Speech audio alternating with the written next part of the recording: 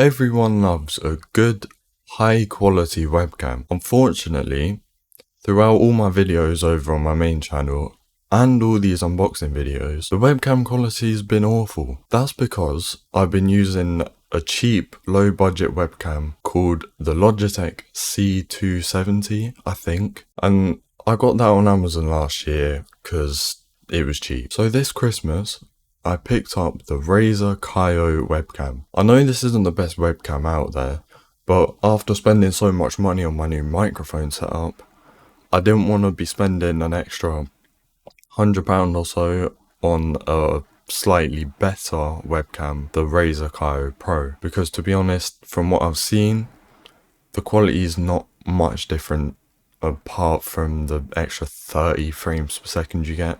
I don't know. But without any further waffle, let's unbox the Razer Kiyo.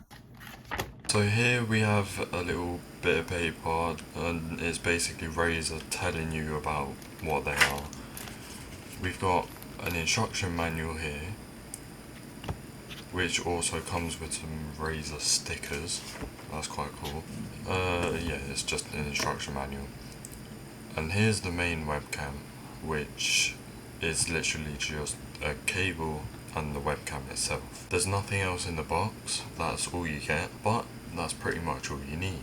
It's got a little ring light which you can rotate, it's got a thing to put it on top of your monitor, and if for whatever reason you want to put it on a tripod, you can.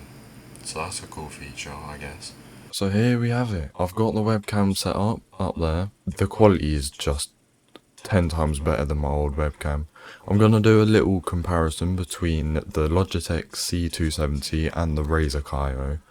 I'm going to make this short, quick and simple, and I'm going to switch over to the different webcam.